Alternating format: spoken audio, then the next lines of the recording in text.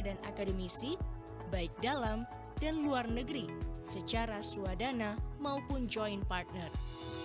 Guna memudahkan stakeholder dalam mengetahui perkembangan hasil kajian dan analisis perdagangan, BPJAM Analisa menambah wawasan dan memperluas jejaring BPPP secara intensif, menjalin kerjasama dengan akademisi, asosiasi, dan lembaga terkait dalam negeri dan luar negeri.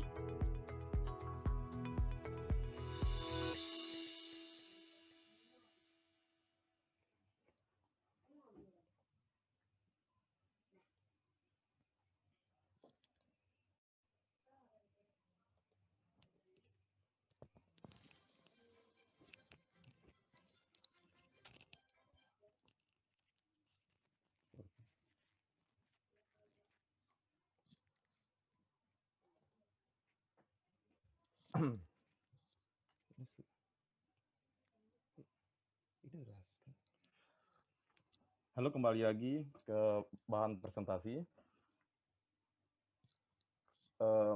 Gimana teman-teman mahasiswa? Tadi sudah mendapat sedikit gambaran mengenai office tour kita di lembaga kami, BP3, Badan Pengkajian dan Pengembangan Perdagangan. Saya berada di Pusat Pengkajian Kerjasama Perdagangan Internasional, itu setingkat eselon 2, salah satu eselon 2 yang telah dijelaskan tadi, yang khusus mengkaji dan menghasilkan rekomendasi kebijakan mengenai kerjasama perdagangan internasional. Sebagaimana diketahui bahwa kita sudah banyak melakukan kerjasama perdagangan internasional, itu ada pro dan kontra. Sebenarnya kami di sini memberikan scientific evidence kepada masyarakat maupun pemerintah bahwa kerjasama perdagangan internasional, sebelum kita melakukan perjanjian kerjasama, tentu kami dan tim telah menyiapkan dasar-dasar secara ekonomi yang bisa dipertanggungjawabkan baik secara ilmiah maupun secara praktis. Kembali ke topik dan substansi pekerjaan kami di Pusat Pengkajian Perdagangan Internasional, khususnya di bidang bilateral. Di sini saya akan menyampaikan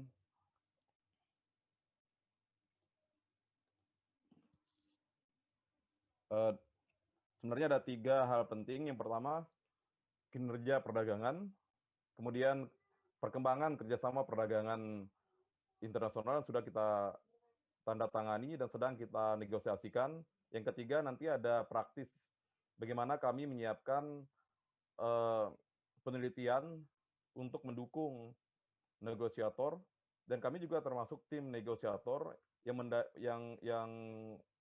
menjadi delegasi Republik Indonesia dalam hal kerjasama perdagangan internasional. Nanti yang ketiga ada contoh penelitian dari kami.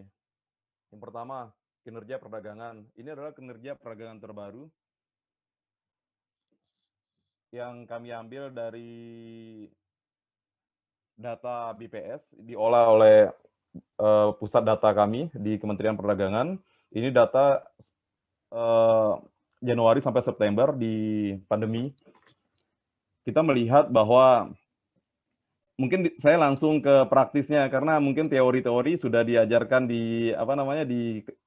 saya dapat informasi tadi dari Ibu Dr. Niken bahwa teman-teman telah mengambil mata kuliah ekonomi internasional. Jadi di sini langsung ke praktisnya ya teman-teman. Di sini kita melihat di era pandemi, perdagangan kita itu, ekspor kita turun 5,81%, tetapi bagusnya lagi, impornya juga ikut turun 18,15%. Jika kita lihat dari tahun 2019, perdagangan kita itu sebelumnya 115 miliar, kita berhasil mengekspor 115 miliar produk non-migas. Sementara di tahun ini turun 4 miliar menjadi 111 miliar. Kita melihat data-data perdagangan kita bahwa sebagian besar produk yang kita ekspor adalah non-migas. Sementara hanya 8 miliar yang kita ekspor adalah merupakan produk migas. Kemudian di impor kita porsi migas lebih besar sedikit, yaitu 15 miliar, sehingga kita defisit 4 miliar di migas. Teman-teman bisa lihat kita defisit 4 miliar di migas, kemudian kita surplus 18,18 miliar di non-migas, sehingga di tahun ini, justru di pandemi ini, kita berhasil surplus 13 miliar dibandingkan dengan sebelum pandemi. Sebelum pandemi kita defisit 1,95 miliar.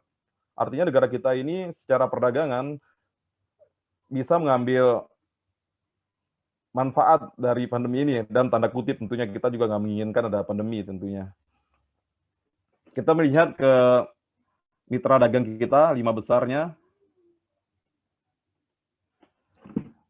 Mitra dagang kita yang pertama adalah Tiongkok. Kita mengekspor ke Tiongkok sebesar 20 miliar US dollar. Kemudian ke Amerika Serikat 13 miliar, Jepang, India, dan Singapura 6 miliar. Ini adalah 5 negara tujuan ekspor utama kita. Produk-produk yang kita ekspor ke negara-negara tersebut, yang pertama adalah lemak dan minyak. Ini termasuk CPO di dalamnya. Minyak kelapa sawit, itu adalah ekspor utama kita ke dunia. Kemudian ada bahan bakar mineral, termasuk batu bara. Kemudian besi dan baja, logam mulia, dan mesin. Ekspor non-migas ini merupakan kinerja dari Kementerian Perdagangan. Sementara impornya, yang pertama adalah Tiongkok. Kita ketahui bahwa Tiongkok ini adalah mitra dagang utama kita. Kita defisit dengan Tiongkok sebesar 8 miliar. Kemudian kita impor dari Jepang 8 miliar, kita defisit 1 miliar dengan Jepang. Kemudian dengan Singapura, kita defisit sekitar 700 juta US dollar. Kemudian dengan Amerika Serikat, di sini menarik sekali karena kita itu surplus besar dengan Amerika Serikat. Sampai kita dicatat sebagai negara yang mendapatkan keuntungan besar berdagang dengan mereka. Kemudian dengan Thailand kita impor 4 miliar US dollar, 4,9 miliar. Di sini kita melihat bahwa dari sudut pandang kerjasama, yang pertama dengan Tiongkok, kita terikat di ACFTA, ASEAN China Free Trade Agreement. Kemudian dengan Amerika Serikat, ini menarik sekali karena kita justru tidak memiliki hubungan kerjasama dengan Amerika Serikat. Kenapa ekspor kita bisa tinggi? Karena waktu itu, sampai hari ini, kita masih diberikan bantuan oleh Amerika Serikat, yaitu berupa keringanan tarif. Nah, perkembangan terakhir, kita dimasukkan ke daftar negara-negara yang sudah maju. Artinya, perlu dievaluasi apakah kita perlu mendapatkan keringanan tarif atau tidak. Kemudian dengan Jepang, kita terikat di kerjasama bilateral, Indonesia-Jepang Economic Partnership Agreement, dan di tingkat ASEAN ada juga ASEAN-Jepang.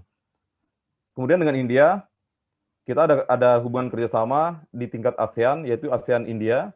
Kemudian dengan Singapura, kita kerjasama di MEA. Di sini menarik sekali karena Amerika Serikat ini merupakan negara tujuan kedua kita dalam hal ekspor non-migas, tetapi kita belum terikat. Ini sangat riskan sekali apabila Amerika mengeluarkan kita dari daftar negara-negara penerima bantuan tarif. Mungkin ekspor kita akan sangat terdampak.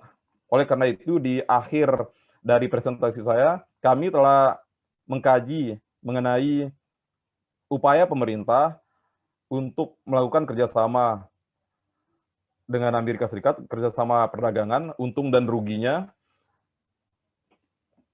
Dan apabila suatu waktu Amerika Serikat menghentikan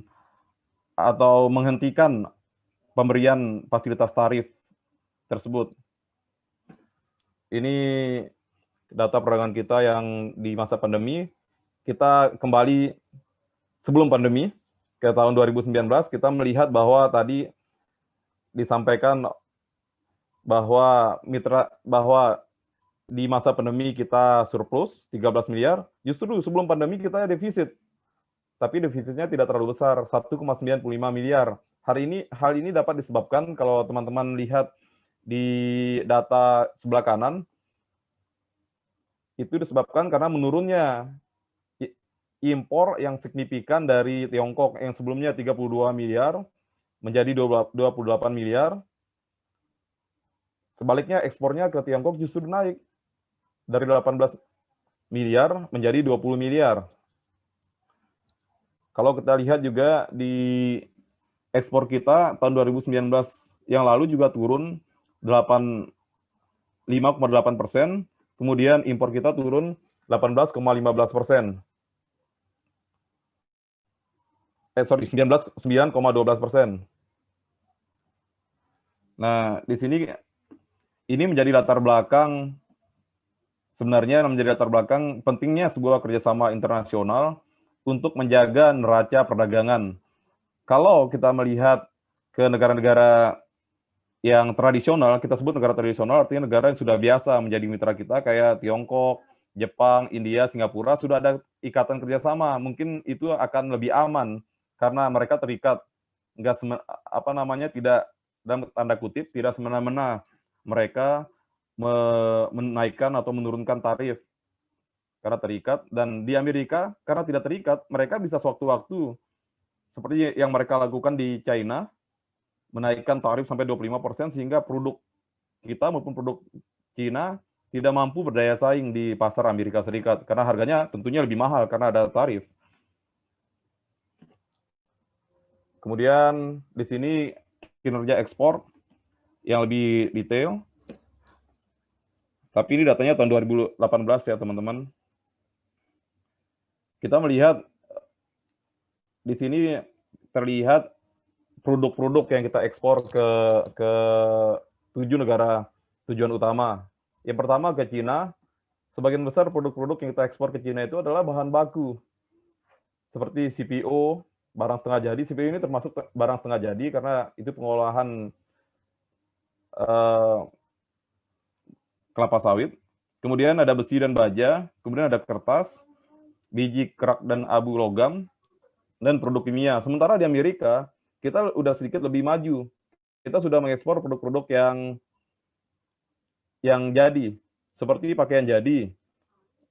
Industri pakaian jadi kita di sana jadi cukup primadona ke Amerika Serikat. Kemudian ke sana ada barang rajutan, ada produk karet, alas kaki, sepatu kita diminati di Amerika Serikat. Kemudian ikan dan udang. Kemudian ke Jepang. Nah, ini menarik juga karena ke Jepang kita juga mengekspor barang-barang yang sudah jadi atau setengah jadi seperti mesin, peralatan listrik, biji kerak dan abu logam, perhiasan, dan produk karet. Nah, ini kita ekspor tentunya berdasarkan hasil dari kerjasama kita dengan Jepang melalui JEPA. Salah satunya adanya investasi Jepang tentunya di Indonesia, sehingga mendorong ekspor ke negara tersebut. Jadi dalam kerjasama ini kita tidak hanya meliberalisasi perdagangan barang, tapi juga kita melakukan perikatan mengenai kemudahan investasi.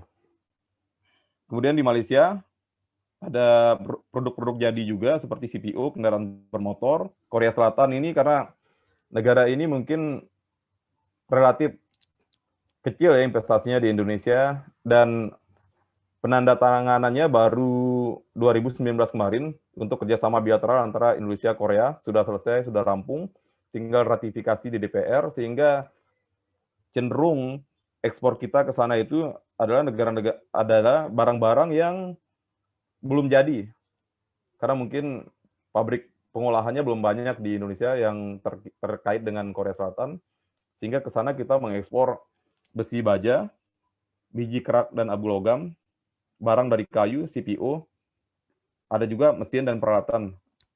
Kemudian ke Filipina, di mana di Filipina ini adalah pasar primadona untuk produk mobil kita. Mereka sangat menyukai mobil-mobil yang buatan Indonesia, seperti Toyota Rush dan lain-lain. Ke Thailand, itu juga kendaraan bermotor. Sementara kinerja ekspor kita ke negara-negara yang perlu akan kita kaji untuk bekerja sama adalah negara-negara non-tradisional. Negara-negara non-tradisional ini negara-negara yang relatif baru, tetapi ada potensi untuk kita ekspor ke sana. Sementara tarif mereka untuk barang kita masih tinggi. Negara-negara tersebut adalah Bangladesh, di mana produk utama yang kita ekspor ke Bangladesh itu adalah CPO, kemudian Turki, ada tekstil ke Turki, Myanmar. Myanmar ini sudah ada kerjasama dengan ASEAN melalui MEA. Kemudian ada Kanada, kita sedang mengeksplorasi untuk bekerja sama dengan mereka, dengan Kanada. Kemudian Selandia Baru, Polandia, dan Nigeria. Negara-negara ini adalah negara-negara yang bukan mitra utama kita, tetapi ada nilai ekspor dan potensi untuk kita mengekspor ke sana, sehingga inilah manfaat kerjasama untuk mendapatkan salah satunya adalah akses pasar. Jadi orang-orang yang anti liberalisasi, mereka menganggapan bahwa kita akan dibanjiri oleh produk asing, segala macam, sementara kita melihat dari kacamata akademik, ada keseimbangan antara ekspor kita dan impor kita. Contohnya, walaupun misalnya kita di Indonesia ini, kita mengimpor dari suatu negara, bahan baku misalnya, tentunya kita akan mengekspor produk jadi ke negara lain. Begitu pula kita mengimpor, misalnya dari Jepang, kita mengimpor mesin-mesin untuk pembuatan kertas misalnya. Tentunya tujuannya apa? Tujuannya sebagai bahan modal untuk mengekspor produk akhir kertas, misalnya seperti itu. Jadi nggak ada satupun negara di dunia ini yang mampu berdiri sendiri. Tidak terkecuali pada negara-negara tertutup seperti Korea Selatan pun, mereka juga mengimpor barang-barang dari, kalau teman-teman pernah melihat di National Geographic, itu ada Don't Tell My Mother, mereka mengungkapkan bahwa produk-produk di Korea Utara itu justru berasal dari Amerika, sebagiannya. Ini sekilas mengenai kinerja perdagangan. Nah, ini jumlahnya di tahun 2018, tadi udah ada data terbaru, yang di awal slide saya tadi. Ini produk utama kita. Ini produk-produk utama yang kita ekspor ke dunia. Yang pertama itu adalah bahan bakar mineral. Itu 20 miliar. Kemudian ada lemak dan minyak hewan. Itu 17 miliar. Kemudian ada mesin dan peralatan listrik, ada mesin cuci segala macam, 7,3 miliar. Kendaraan bermotor. Ini adalah manfaat dari kerjasama IJEPA, Indonesia-Jepang, sehingga Jepang itu mengalihkan sebagian besar mungkin produksinya ke Indonesia, sehingga kita mampu mengekspor kendaraan selain digunakan di dalam negeri, itu nilainya cukup besar, 6,2 miliar. Kemudian karet dan barang dari karet, ada ban mobil, segala macam, itu 5,4 miliar. Perhiasan, itu cukup menarik. Perhiasan kita diminati di luar negeri, nilainya enggak kecil, itu 4,9 miliar. Kemudian mesin-mesin, termasuk mesin pesawat ya dari PT DI, itu 4,8 miliar. Nah, kita masuk ke tadi itu sebenarnya adalah untuk menunjukkan ke teman-teman latar belakang kenapa kita bekerja sama, karena kita butuh menjaga neraca perdagangan. Ini adalah style kami sebenarnya di Kementerian Perdagangan, memberikan latar belakang itu dengan data-data.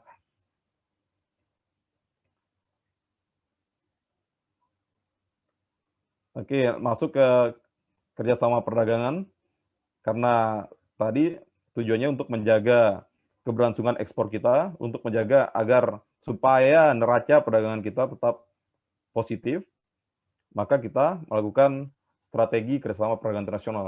Yang pertama, strategi pengembangan ekspor. Yang pertama, kita perlu untuk mendiversifikasi pasar. Diversifikasi pasar ini tujuannya adalah agar kita tidak ekspor ke negara-negara itu aja. Tadi kan ada 5 negara utama itu, ke Cina, kemudian Amerika, dan sebagainya. Di slide pertama, kita perlu mendiversifikasi. Pertama, mempertahankan pasar utama, AS, Jepang, Cina, India, Uni Eropa, dan ASEAN, kemudian mengembangkan pasar.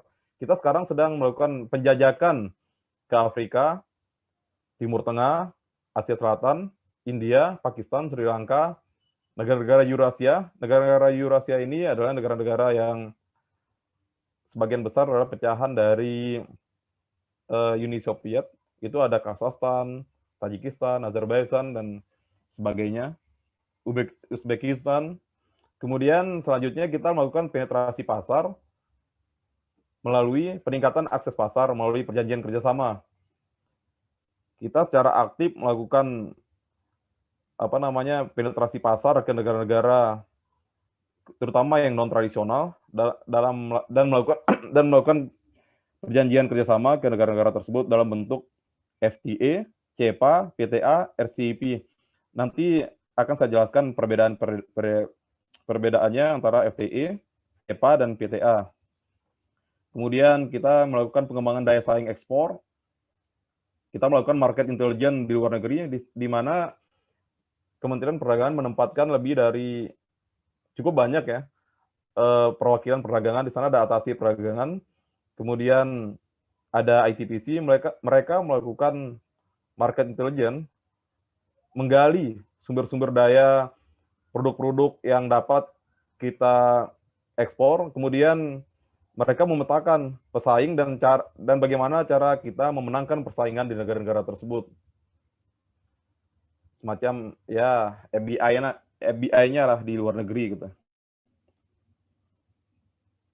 Kemudian saya loncat ke perkembangan perdagangan bebas di dunia. Yang pertama di sini, negara yang paling gencar melakukan kerjasama di dunia ini adalah negara-negara Uni Eropa. Mereka di tahun terakhir, ini data tahun 2017, saya belum mengupdate. Di tahun 2017 ini, Uni Eropa sudah melakukan perjanjian dengan 35 negara di dunia. Kemudian yang kedua adalah Chili.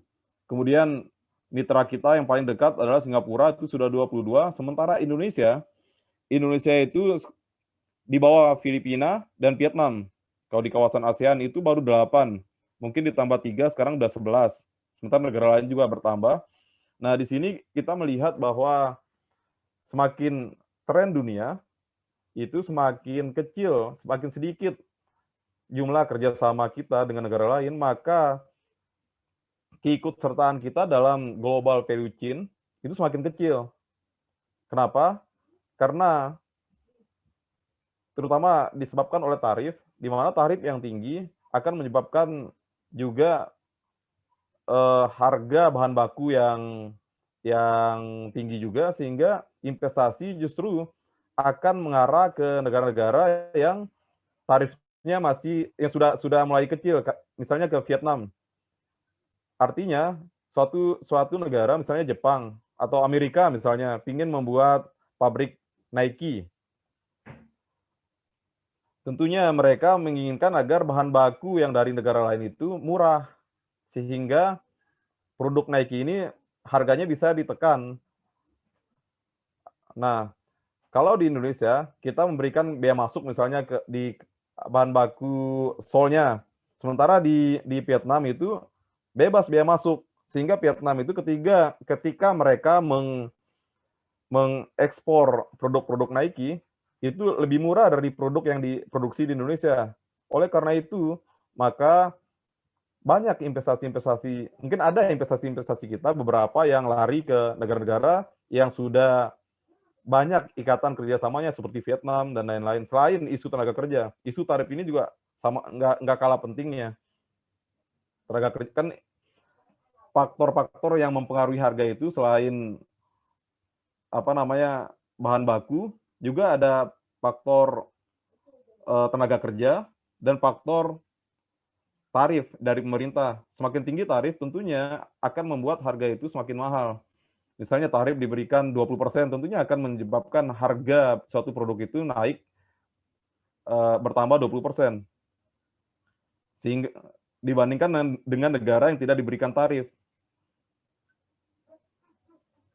Syaratnya untuk tidak diberikan tarif satu-satunya adalah melakukan kerjasama perdagangan internasional, terikat, saling menguntungkan begitu. Negara kita ini sudah melakukan kerjasama di multi-track, kita sebut dengan multi-track, di berbagai meja perundingan. Yang pertama di tingkat multilateral yang diikuti oleh hampir seluruh negara di dunia, itu di bawah WTO. Kita aktif di sana dan kita sebagai salah satu negara yang berada di awal-awal berdirinya WTO tahun 94. Kemudian di tingkat regional itu kita ada MEA, kemudian ada ASEAN Plus 1. ASEAN Plus 1 itu adalah kerjasama ASEAN dengan negara-negara lainnya seperti Australia, nanti akan kita jabarkan. Kemudian bilateral. Kita sudah melakukan kerjasama bilateral, pertama dengan Jepang, Pakistan, nanti selanjutnya ada di slide selanjutnya.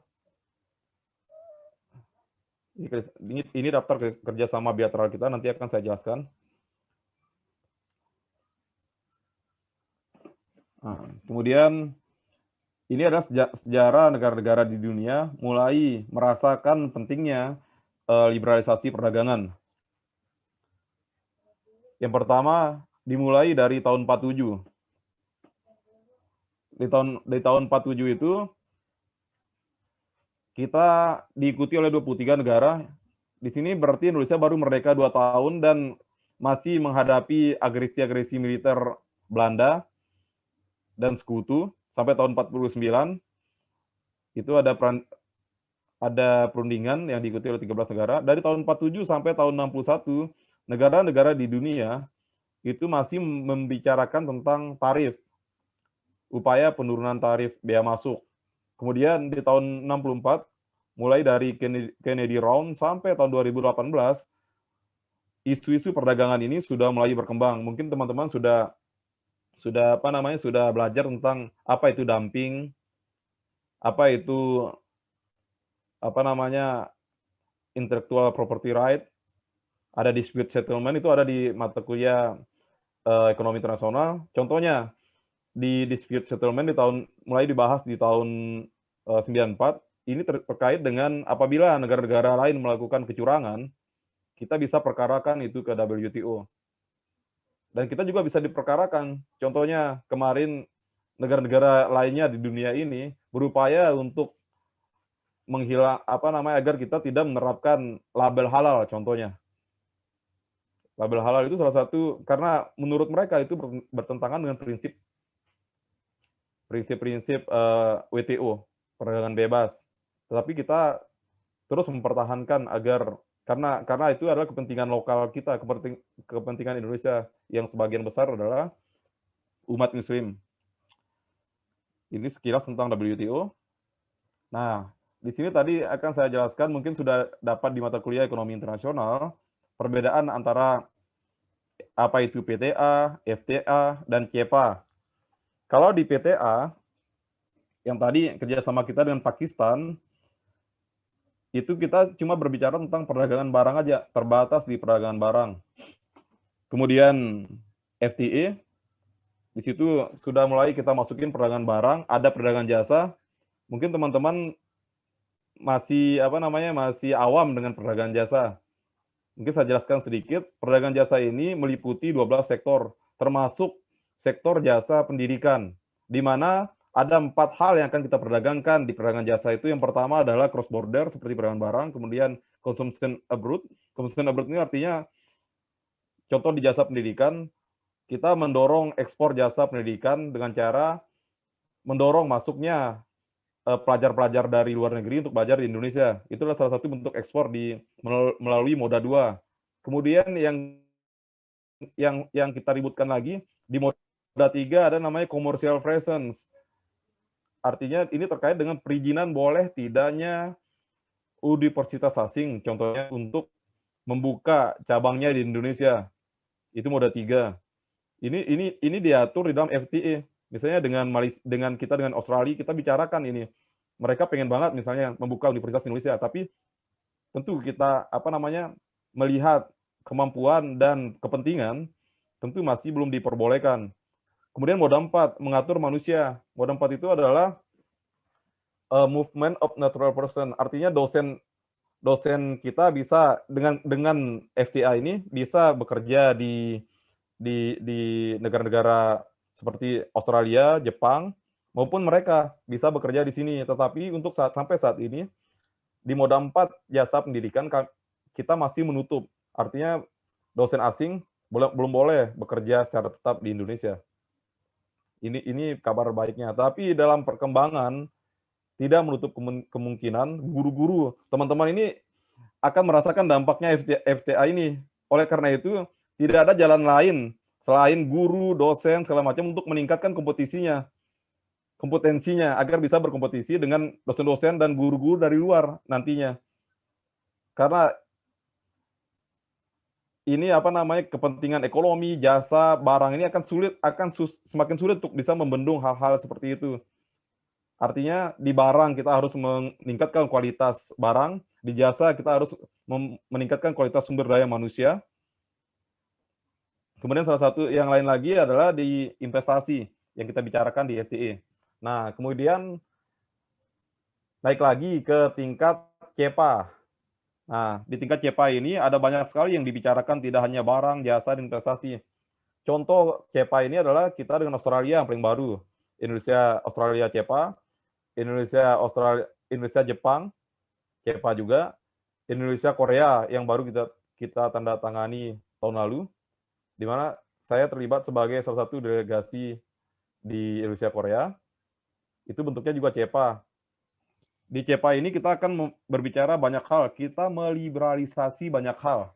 Yang pertama, akses pasar, barang maupun jasa. Yang kedua, fasilitasi perdagangan. Kita bicara juga IPR, ini terkait dengan copyright. Kemudian capacity building. Capacity building itu sebenarnya adalah salah satu upaya kita agar kalau kita kerjasama dengan negara-negara maju, mereka bisa meningkatkan kapasitas kita. Artinya, mereka memberikan pelatihan, transfer of knowledge, dan transfer of teknologi, itu kita bicarakan. Artinya, selain mereka mengambil manfaat, kita juga harus bisa mengambil manfaat lain dari kerjasama tersebut. Ini cakupan CEPA itu jauh lebih luas daripada FTA.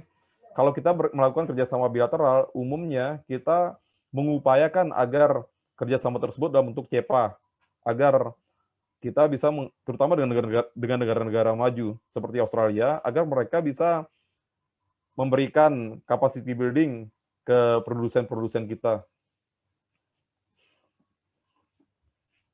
Nah, ini tadi yang saya singgung di awal tentang kerjasama ASEAN plus 1, FTA. Ini adalah yang sudah ditandatangani dan sudah disahkan di DPR. Yang pertama adalah ASEAN China, itu yang pertama kali dilakukan oleh ASEAN di tahun 2005.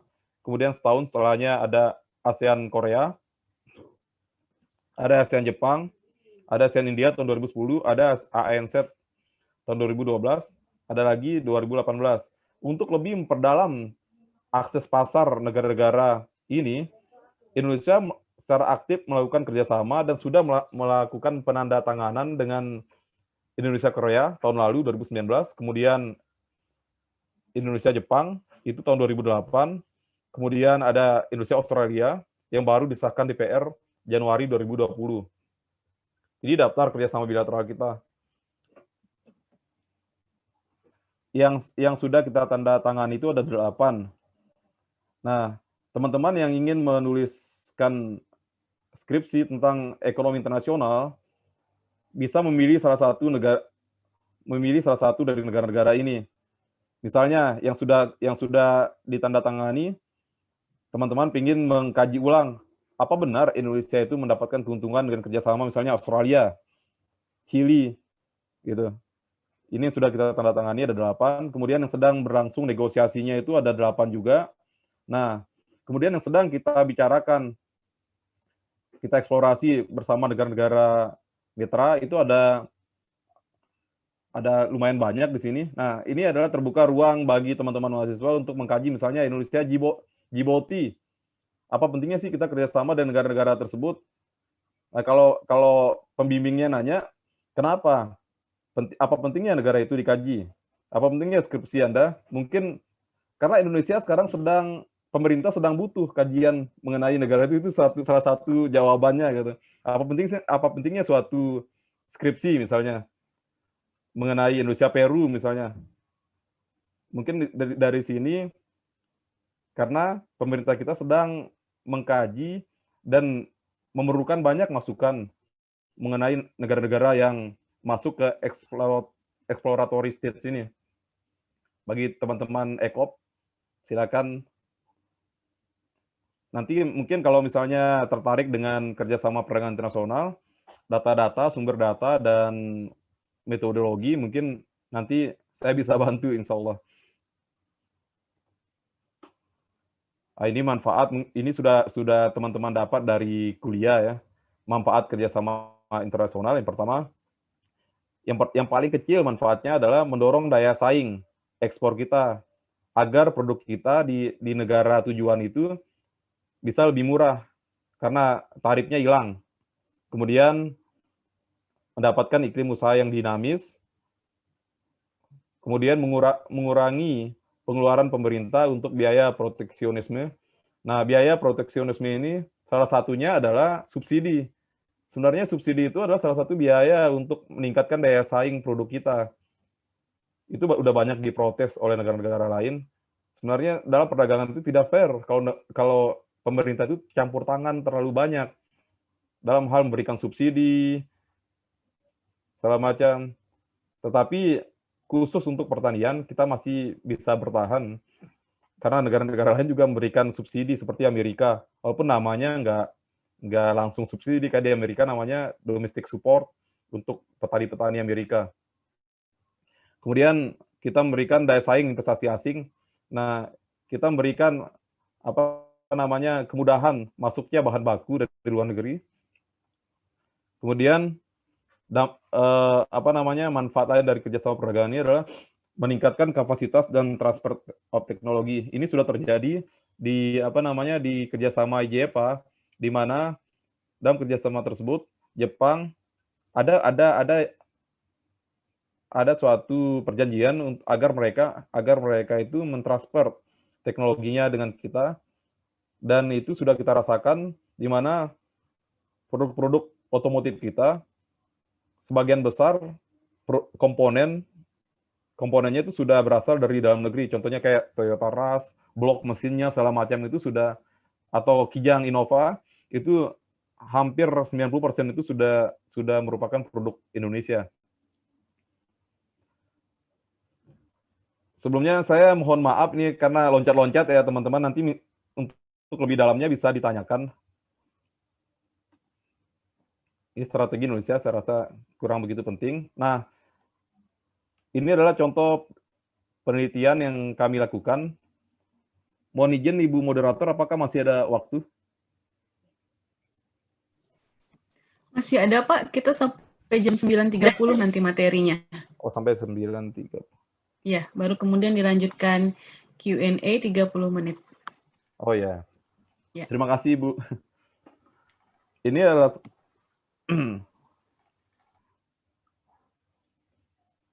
contoh-contoh penelitian yang kami lakukan. Yang pertama, ini adalah reaksi cepat kita atas isu. Mungkin teman-teman lihat beberapa bulan yang lalu Presiden Trump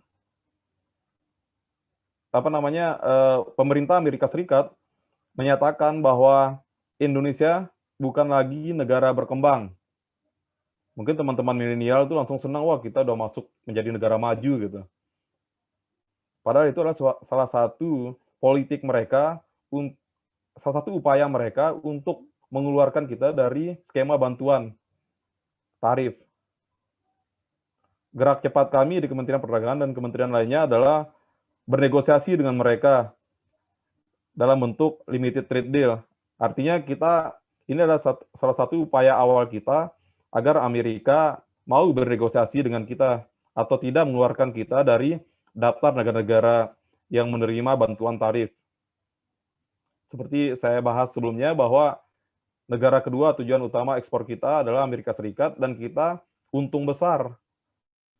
Artinya neraca perdagangan kita itu surplus sampai 6 miliar dengan Amerika Serikat, itu angka yang cukup fantastis ya untuk negara-negara yang tidak mempunyai keterikatan kerjasama dengan Indonesia. Nah, ini salah satu contohnya. Yang pertama ini adalah kronologinya tanggal 10 Februari 2010. Ini penelitian terbaru ini. USTR itu lembaga Amerika, trade atasnya mereka menyampaikan surat kepada Menko Marves, itu Menteri Koordinator dan Investasi, Kemaritiman dan Investasi, untuk mengadakan pertemuan. Kemudian diadakan pertemuan 14 Februari yang diwakili oleh 3 menteri dari Indonesia. Yang pertama Menteri Perdagangan, Menteri Kemaritiman dan Investasi, kemudian Wakil Menteri Luar Negeri dengan ambasador USTR di Washington. Kemudian di tanggal 2 sampai 4 Maret, delegasi teknis USTR ini, United States Trade Representative ya. Kalau USDA ini adalah Kementerian Dalam Negerinya. Kalau USTR ibaratnya Kementerian Perdagangannya gitu. USDA itu United States Department of Agriculture, melakukan kunjungan kerja ke Indonesia untuk menindaklanjuti ini kronologi sampai kita melakukan kajian ini gitu. Kemudian 3 Maret mungkin ada suatu pertemuan dengan USTR untuk membahas mengenai produk-produk yang berpotensi akan berdampak dari penghapusan GSP. GSP itu adalah fasilitas tarif yang diberikan oleh Amerika. Gimana caranya biar agar Indonesia tidak apa yang bisa dilakukan di Indonesia begitu agar produk-produk kita itu tidak dikeluarkan dari daftar penerima GSP atau penerima keringanan tarif. Itu inti dari kajian ini. Nah, di sini metodologinya. Yang pertama, metodologinya mungkin teman-teman sudah belajar, ada namanya partial equilibrium. Ini kita menggunakan Witts model. Kalau partial equilibrium ini adalah metode bukan statistik, tapi metode matematika yang cukup sederhana. Nah, ini agak sedikit berat. Adalah dynamic computable general equilibrium, GTEP dinamis. Sebelumnya mungkin Bapak dan Ibu dosen sudah mengajarkan tentang GTEP yang yang statis. Nah, kalau kami di sini sudah menggunakan belum GTEP. Pak Faik, kami belum. Kita nggak mengajarkan CGI ya, kita baru menggunakan SPSS dan EViews aja sama mungkin pakai SEM gitu ya. Kita nggak mengajarkan CGI ya. Oh, belum ya Bu ya, mungkin ke depan nanti. Baik Bu. Di sini kita menggunakan GTEP Dynamics. Nanti manfaatnya kita menggunakan metode-metode ini mungkin nanti akan kelihatan di hasil penelitian ini. Oke, saya lanjut aja. Pertama adalah metode partial equilibrium. Ini dikenalkan yang secara instan itu dikenalkan oleh Witts di WTO, di mana melalui metode sederhana ini kita bisa mengetahui dampak dari pemotongan tarif. Misalnya kita simulasi 50% tarif, atau maka akan mempengaruhi ekspor kita, impor kita, akan mempengaruhi jumlah pendapatan tarif dan lain-lain, nanti kita tunjukkan. Kemudian ini ada 2 simulasi. Pertama kita melakukan simulasi pemangkasan tarif 50%. Kemudian kita liberalisasi produk-produk kita dan produk AS, atau tidak ada simulasi non tarif, artinya tidak ada lagi tarif. Nanti hasilnya akan kelihatan. Nah, kemudian ini CGI tadi kita menggunakan data terbaru di GTEP 9. Itu enggak terbaru, data yang terbaru 11. Itu baru datang kemarin soalnya di di kantor kita. Sebenarnya GTEP ini permasalahannya itu softwarenya cukup mahal ya teman-teman. Mungkin ke depan bisa diupayakan untuk kerjasama dengan negara-negara donor seperti Australia atau negara-negara lain untuk bisa didatangkan di UNJ misalnya kayak itu. Ini cukup mahal. Terima kasih kalau Departemen Perdagangan, Pak Faik. Kita bisa bekerja sama untuk anak-anak biar bisa belajar CGI. Iya, Apalagi iya, Bu. ya, ya. Nanti GTAP kalau ya Pak misalnya ya? Pakainya GTAP, Bu. GTAP. Pakainya GTAP, Oke. ada GTAP yang statis, ada GTAP yang dinamis. Kalau yang GTAP dinamis ini ahlinya itu belum begitu banyak sih sebenarnya, Bu. Iya. Yang benar-benar bisa mendalami GTAP ini. Itu ada satu ahli yang biasa kita pakai, itu dia itu peneliti di Kementerian Oh iya. Keuangan. Di Oh iya. Kementerian Keuangan justru, Bu. Iya, saya dulu juga S2 tapi pakai ini apa namanya sih, GAMS, pakai GAMS Amerika ya. Oh, GAMS. Nah, GAMS itu justru mungkin kalau secara software itu lebih susah, Bu. Mungkin itu enggak, sudah gampang kok ininya Pak, karena saya gampang. biasa pakai GAMS ya. Nah, ini kan Iya, GTAP Australia Pak ini ya. GTAP itu dari ini Purdue, Amerika, Bu. Amerika GTAP. Oh. Amerika, dari University of Purdue itu. Mhm. Nah, ini lebih Iya. user friendly daripada GAMS. GAMS itu butuh banyak pengetahuan lainnya gitu kan, Bu ya.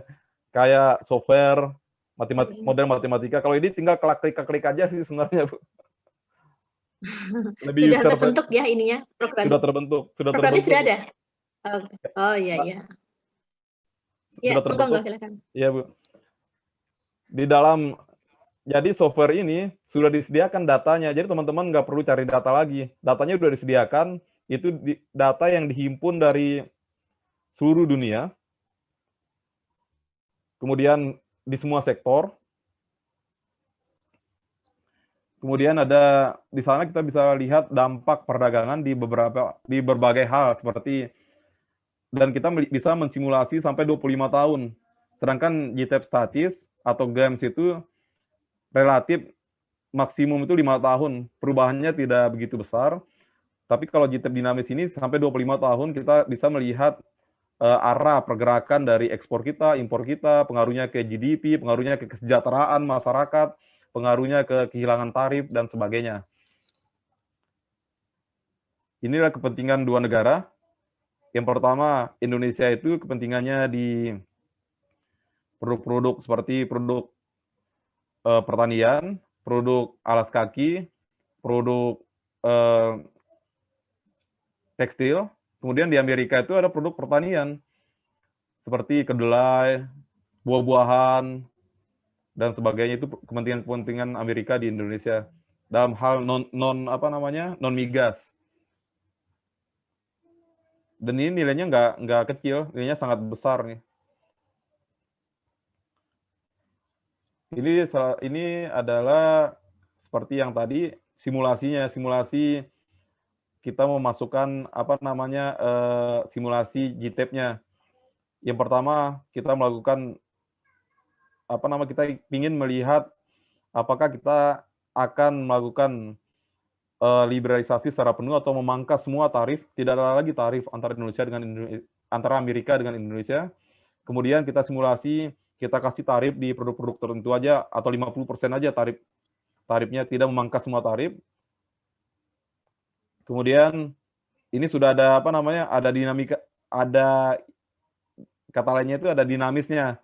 Di tahun misalnya kita melakukan liberalisasi penuh di tahun 2021 misalnya, atau di 2027, ini bisa kita lakukan dengan GTAP dinamis ini.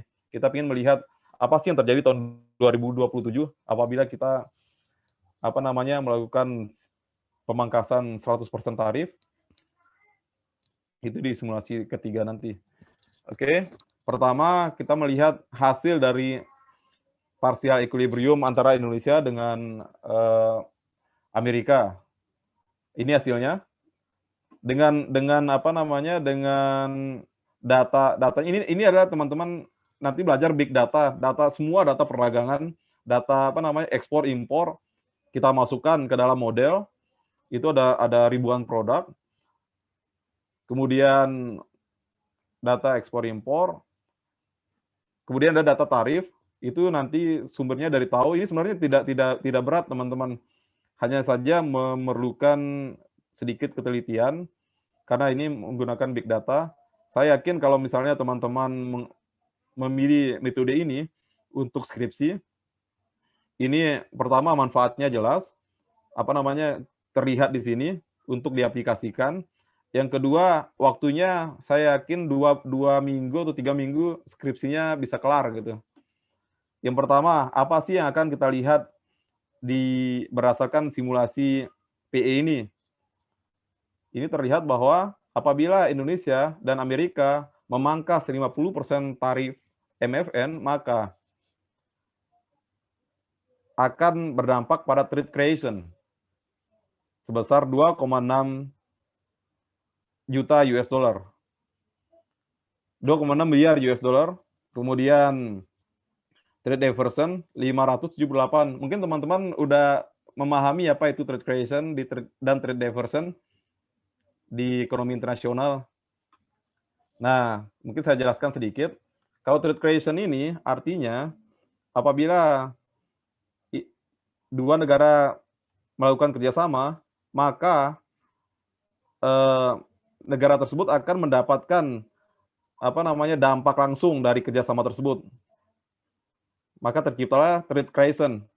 Artinya ini contohnya di Amerika, ini artinya ekspor Amerika ke Indonesia. Ini adalah impor 2,6 juta itu adalah impor Amerika dari Indonesia.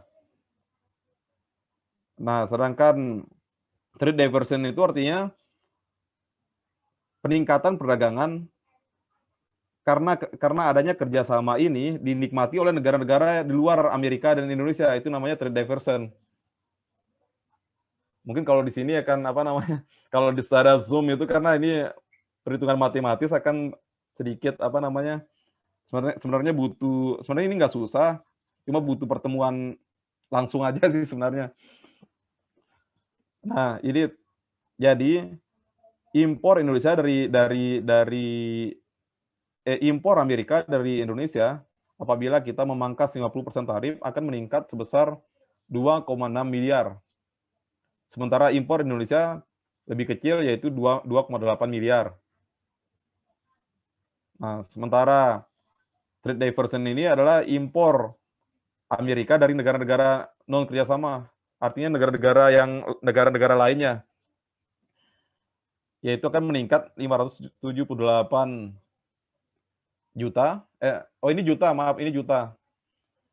Yang 578 juta US dollar, kemudian impor Indonesia akan meningkat 4,8 juta US dollar dari negara-negara lainnya.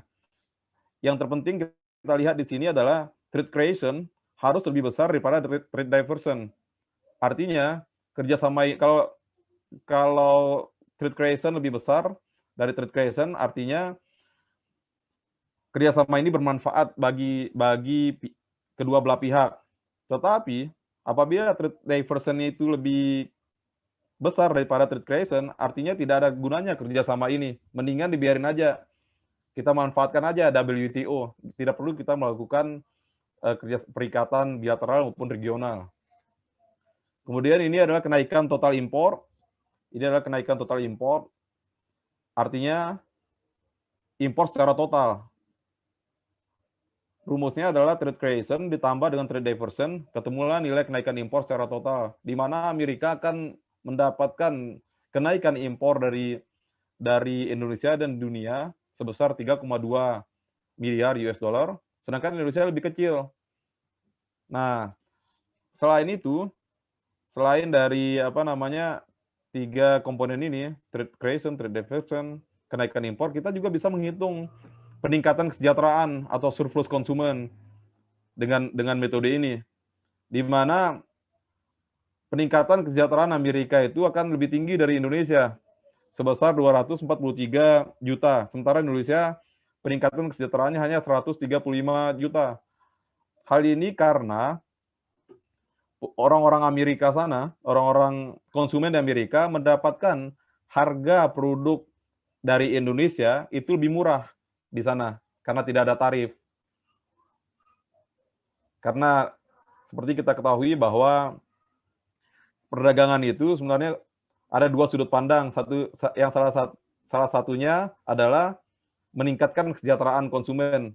Contoh, teman-teman di Indonesia itu kalau misalnya tarif handphone kita kurangi dari misalnya 20% jadi jadi hilang. Tentunya handphone yang harganya 10 juta menjadi 8 juta. Sehingga ada peningkatan kesejahteraan teman-teman itu 2 juta. Perhitungan mudahnya seperti itu. Namun, selain peningkatan kesejahteraan ini, pemerintah akan menderita kerugian. Teman-teman di cukai itu akan kehilangan pendapatan negara karena pemangkasan tarif itu. Di mana kita melihat dari simulasi kami ini, Amerika akan menderita kehilangan pendapatan tarif sampai 354 juta US dollar. Sementara Indonesia hanya 4.287. Hanya 4,2 juta. Nah, di sini kami juga melakukan simulasi apabila tarif itu dinolkan.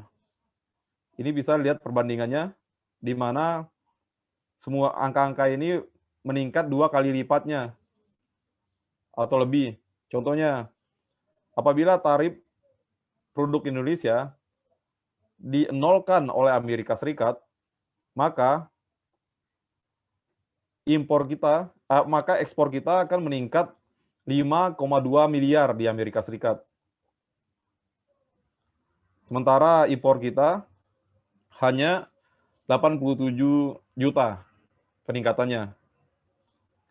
Kemudian kalau mereka menghilangkan tarif secara total, maka konsumen mereka akan menikmati peningkatan kesejahteraan secara total itu 324 juta US dollar. Sementara mereka akan menderita kehilangan pendapatan dari tarif biaya masuk Indonesia sampai 1 miliar US dollar. Nah, teman-teman berminat untuk mengambil skripsi ini, mungkin nanti bisa saya pandu. Tinggal pilih salah satu dari negara-negara yang ada di list tadi, agar manfaatnya jelas. Kalau ditanya mungkin sama Ibu Niken, kenapa memilih negara itu? Misalnya seperti itu. Wah, ini adalah kepentingan Indonesia yang disampaikan oleh misalnya Menteri Perdagangan untuk mencari pasar non tradisional misalnya. Ini bisa dibaca mungkin kalau pertemuan-pertemuan singkat kayak gini mungkin teman-teman akan melihatnya masih kelihatan sulit, tapi sebenarnya butuh 2-3 kali pertemuan ini, insya Allah skripsinya selesai lah gitu. Oh ya, saya mau kasih informasi lagi mengenai sumber datanya. Sumber datanya ini, teman-teman bisa mengambil sumber data dari Treatmap. Itu semua negara ada di sana, semua negara, terus semua semua produk. Nanti yang berminat mengambil skripsi ini akan saya arahkan.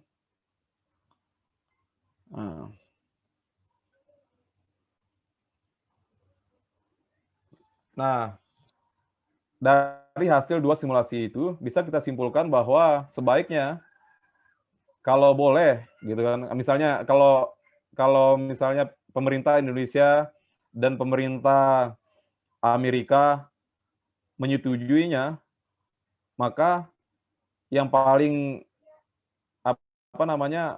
kebijakan yang paling menguntungkan sebenarnya untuk Indonesia dengan ditandai dengan peningkatan ekspor ke Amerika, dan untuk Amerika peningkatan kesejahteraannya yang meningkat, maka kita mengusulkan agar tarif kedua negara itu dinolkan.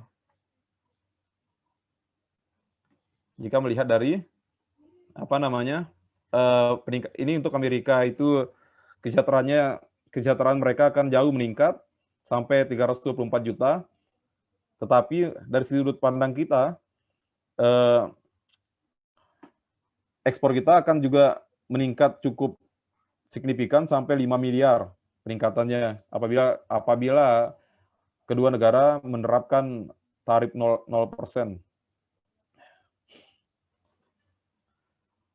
Kemudian ini adalah hasil dari GTAP Dynamic.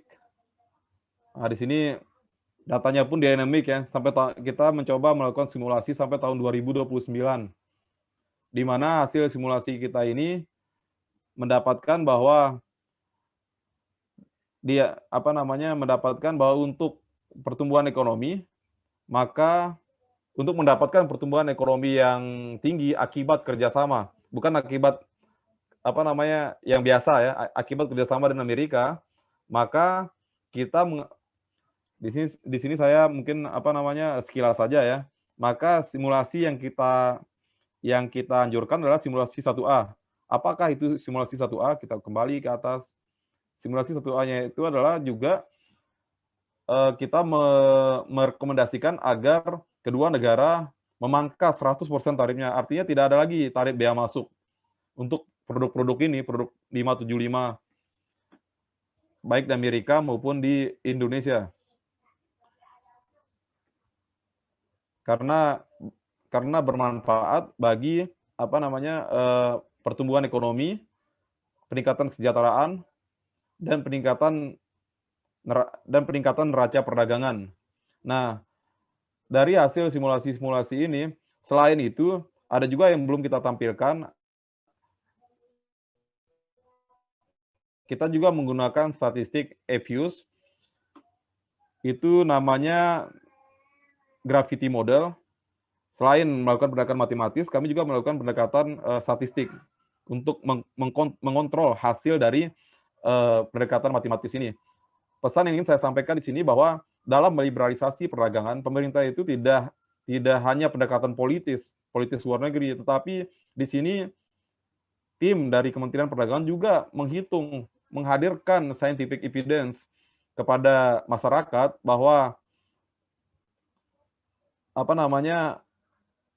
bahwa pemerintah itu memperhatikan kepentingan seluruh elemen, baik itu produsen maupun konsumen. Karena yang paling banyak terdampak sebenarnya dari liberalisasi perdagangan ini, mungkin teman-teman mahasiswa itu jika ditanya, kalau tarif dinolkan, siapa yang paling banyak mendapatkan manfaat? Tentunya yang mendapatkan manfaat teman-teman mahasiswa sendiri, produknya kan lebih murah. Tetapi siapa yang akan dirugikan? Yang dirugikan itu tentunya produsen. Produsen di Indonesia. Misalnya, contohnya, sama-sama buat baju, sepatu misalnya. Sepatu Indonesia, Kasogi misalnya. Saya kurang tahu, misalnya Kasogi. Atau produk Indonesia lah. Produk Indonesia itu misalnya Levi's dan Lea. Lea itu kalau nggak salah produk Indonesia. Kalau tarif bea masuk produk Levi's itu 0%, maka harganya mungkin akan sama dengan produk Lea yang diproduksi di Indonesia. Teman-teman mungkin akan lebih memilih karena mungkin ini brandnya lebih bagus, akan memilih produk Levi's misalnya. Sehingga Lea tidak laku. Artinya dampak kerjasama perdagangan ini akan berdampak kepada produsen.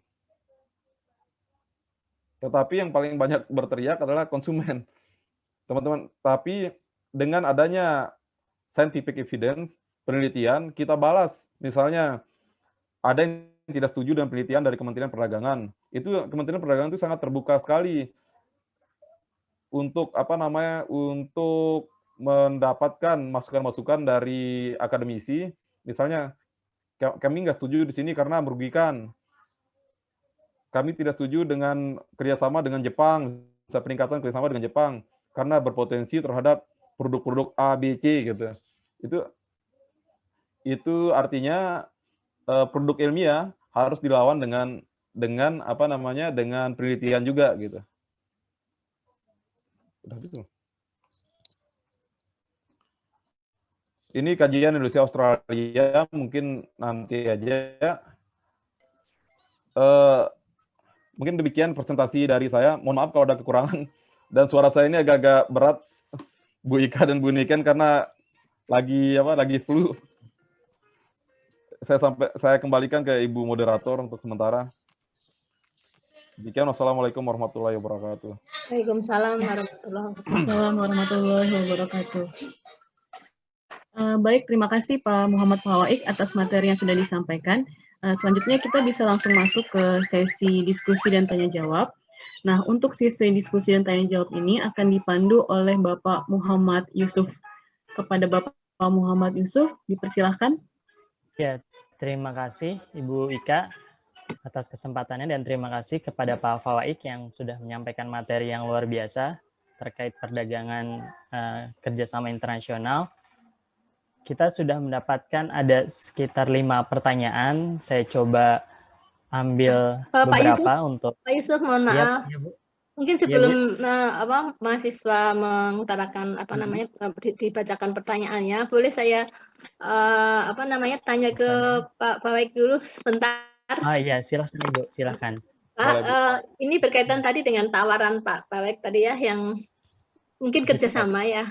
Terus terang aja di UNJ ini kan belum ada kita belum punya GTEP ya Pak ya. Iya. Jadi boleh nggak kita menggunakan GTEP-nya Departemen Perdagangan, Kementerian Perdagangan? Oh ya, ini informasi aja Bu dari Kementerian Perdagangan. Kalau untuk software GTEP-nya itu tersedia di Kementerian Perdagangan, cuma nggak boleh di-copy Bu. Apabila misalnya teman-teman dosen dan teman-teman mahasiswa ingin memanfaatkan software tersebut, bisa datang mengolahnya di Kementerian Perdagangan. Dan ini sudah dilakukan oleh teman-teman dari Undip, ada yang dari Undip. Mereka mengolah datanya, datang langsung juga mengolah skripsinya pun di Kementerian Perdagangan. Karena seperti itu Bu. Misalnya teman-teman peneliti ingin datang ke sana, itu diperbolehkan Bu, untuk menggunakan software tersebut. Nah, itu ya. Untuk mahasiswa, terima kasih Pak Faik ya informasinya.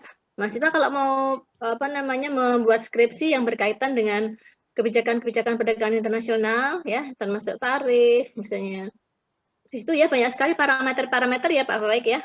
Banyak sekali Bu yang akan kita dapatkan. Jadi tinggal menentukan aja kalau perlu diinformasikan mungkin bedanya antara CGI, ini kan termasuk CGI ya, Computable General Equilibrium, dengan SPSS maupun IFUS ya. Kalau selama ini kan mahasiswa menggunakan IFUS dan SPSS ya. Kalau SPSS atau IFUS itu satu variabel dependen dipengaruhi oleh banyak variabel independen. Ya, karena itu linear kan kesamaannya. Jadi Y sama dengan A plus B1X1 dan sebagainya. Tapi kalau CGI itu satu variabel itu mempengaruhi banyak variabel. Ya, benar Bu, benar. Ya, jadi itu mahasiswa kadang-kadang mensitasi nih Pak, mensitasi suatu karya artikel gitu ya. Padahal dia artikelnya itu menggunakan CGI, tapi mahasiswa kadang-kadang mengambilnya itu dikira yang SPSS. Ya, jadi gitu. sekarang bisa nih mahasiswa bikin menggunakan CGI. Sebetulnya agak berat Pak ini Pak, terus terang aja. Dulu saya sampai lebih dari setahun ya. Kalau saya dulu membangun model ya, membangun program. Pak, saya bikin program sendiri karena dasarnya GAMS, kemudian saya bikin program sendiri. Sehingga susah banget ya untuk memenuhi 4 kriteria optimal itu ya. Iya. Nah, kalau yang GTEP ini kayaknya sudah jadi ya Pak ya? Sudah jadi Bu. Jadi kita yang pertama yang harus dibangun itu sense-nya dulu. Tujuannya untuk apa? Baru kita bangun agregasi datanya. Datanya pun sudah tersedia. Itu makanya mahal produknya softwarenya mahal karena dalam satu software itu sudah ada datanya, sudah ada datanya gitu. Nah, programnya sudah ada ya jadi ya? Iya, sudah jadi ada program, ada data. Jadi sedunia itu Pak, data sedunia ya? Sedunia Bu. Data itu sumbernya dari WIOT Bu.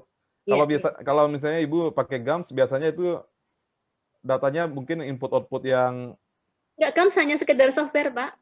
Softwarenya aja. Oh iya. Kita yang membangun programnya kita sendiri. Jadi GTEP ini sudah termasuk program ya Pak ya? Sudah ada datanya ya Pak ya? Datanya sudah masuk ya, agregasi dan sebagainya. Namanya untuk datanya sendiri, programnya namanya GTEP agregat, GTEP AG namanya Bu, GTEP AGG. Kalau untuk mengerannya namanya run GTEP. Run GTEP. Kalau untuk dinamis run Dynam. Tetapi teman-teman mahasiswa kalau mau belajar ada versi gratisnya. Iya. Yang ya, season version ya Pak ya? Iya Bu, khusus 3x3 Bu. Mereka bisa bisa menganalisis maksimum 3 negara dan 3 sektor. 3 sektor misalnya langsung diagregasi, enggak kayak kita tadi kan per produk, tidak bisa. Tapi kalau yang gratis ini bisa misalnya dampak liberalisasi perdagangan di sektor pertanian gitu kan, langsung ke sektoral Bu, ke Iya. manufaktur gitu. Itu Itu gratis. di websitenya si GTEP ada ya Pak ya? Ada di websitenya gitu, Yang bisa langsung di. student version ya? Iya, Nah.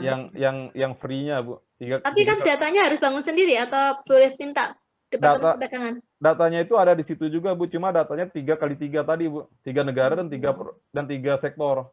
Boleh milih Pak datanya? Boleh milih Bu, cuma harus diagregasi. Misalnya kalau di Kementerian Perdagangan kita bisa melihat dampak liberalisasi pada padi misalnya Bu, pada padi atau pada cengkeh misalnya kayak gitu. Tapi kalau di sana, kalau yang 3x3 itu hanya bisa melihat dampak liberalisasi pada sektor pertanian, sektor secara umum ya. Secara umum. Iya. Okay. Tetapi kalau mau lebih mudah, sebenarnya kita nggak usah pakai general equilibrium, kita pakai parsial aja Bu. Iya. Yang tadi hasilnya itu sudah mencakup trade diversion, trade creation, peningkatan impor, ekspor, terus kita bisa menghitung besarnya potensi pemerintah kehilangan pendapatan dari tarif, dan bisa menghitung kesejahteraan, peningkatan kesejahteraan konsumen. Ya. Atau ini mungkin perlu nih Bu Ika, nanti kami mungkin manggil Pak Faik lagi untuk mempelajari, memahami wawasan mahasiswa menggunakan alat analisis ya. Selama ini memang hanya menggunakan SPSS, Ifuse ya, dan mungkin ada yang Lisrel, itu nggak tahu pakai apa enggak, itu yang model-model yang menggunakan untuk SEM itu ya. Pet analisis dan sebagainya untuk model pet analisis, tapi mungkin ada tambahan gitu ya. Kalau hanya student version model 3 tadi, 3x3 tadi ya Pak ya, mungkin ada tambahan pengetahuan untuk mahasiswa. Terima kasih Pak. Ya, monggo silakan yang mahasiswa yang mau bertanya ke Pak Faik ya. Terima kasih Bu Niken atas pertanyaannya. Masih ada waktu untuk sesi pertanyaan dari mahasiswa, Pak. Kita akan mulai dari Sulis. Sulis, apakah bisa disampaikan langsung pertanyaannya? Iya, baik. Terima kasih Pak Yusuf atas kesempatan yang diberikan. Izin bertanya ke Pak Fawais. Yang tadi dijelaskan bahwa keadaan neraca perdagangan saat ini ketika pandemi itu surplus. Nah, apa sih faktor pemicu utama dari negara lain untuk melakukan impor ke Indonesia sendiri? Terima kasih, Pak. Ya, terima kasih Sulis. Tadi disampaikan ya Pak, berkaitan dengan neraca perdagangan Indonesia surplus di kala pandemi. Tadi di slide saya lihat juga ada. Mungkin bisa dijawab. Langsung saya jawab. Mungkin saya share screen lagi boleh? Boleh, Pak.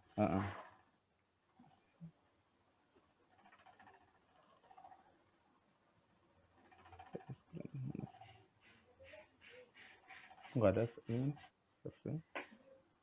Slide ke-4 kalau nggak salah. Oh iya.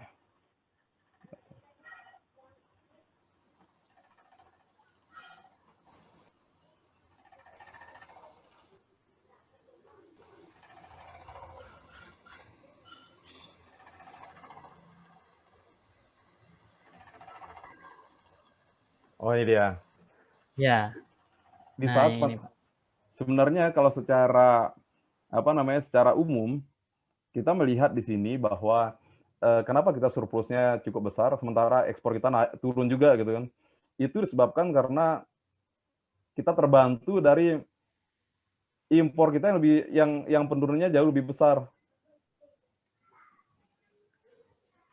Jadi kan impor kita di tahun sebelumnya, di tahun 2019 itu cuma turun 9%, sementara di pandemi ini kita kita bisa mempertahankan laju ekspor kita yang hanya turun 5%, tetapi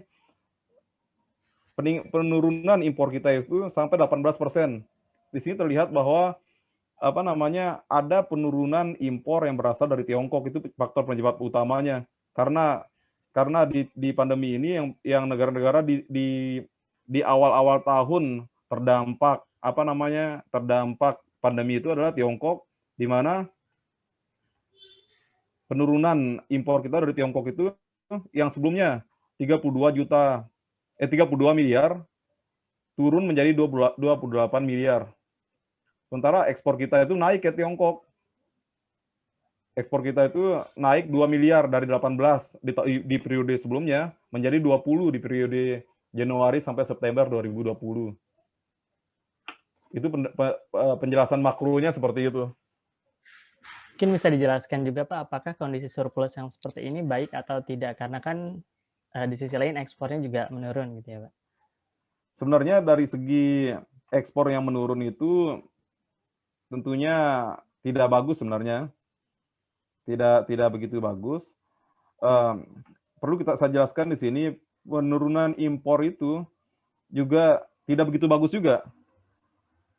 Kenapa penurunan impor tidak begitu bagus? Karena sebagian besar yang kita impor itu adalah produk bahan baku. Artinya ada kegiatan-kegiatan ekonomi, kegiatan produksi yang terhambat gara-gara pandemi gitu.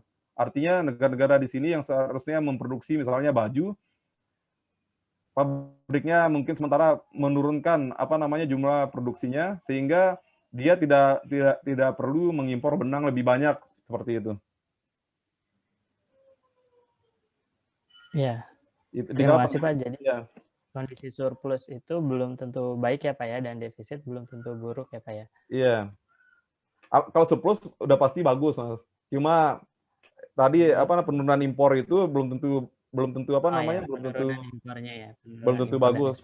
Iya, penurunan ekspor juga udah pasti belum tentu bagus juga gitu. Iya. Tetapi di pandemi ini kita bisa menjaga neraca perdagangan kita gitu. Dengan dengan penurunan ekspor yang tidak begitu signifikan, artinya kita memproduksi produk-produk yang justru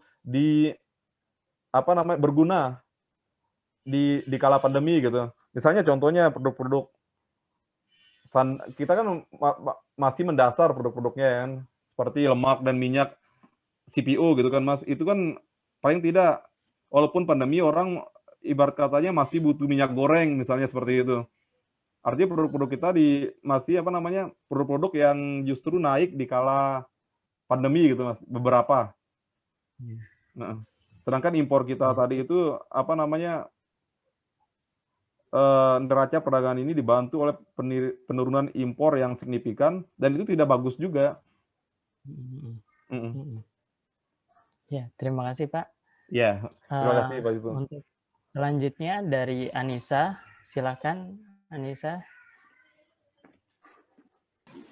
Baik Pak Yusuf, terima kasih atas kesempatan bertanyanya. Saya izin bertanya, apakah dengan pergantian Presiden Amerika yang baru saja terpilih tahun ini akan mempengaruhi ekspor perdagangan terhadap Indonesia? Terima kasih Pak. Ya, terima kasih Anissa. Jadi Anissa menyampaikan berkaitan dengan pergantian Presiden Amerika atau momen pemilu di Amerika itu mempengaruhi perdagangan di Indonesia. Bagaimana respon pemerintah kira-kira seperti itu Pak? Ya. Silahkan Pak Faik. Wah, pertanyaannya bagus sekali dan berat tentunya. Oh gini Mas, di masa pemerintahan ini Anissa tadi ya? Ya Anissa. Di masa pemerintahan Trump itu pemerintah Amerika lebih menerapkan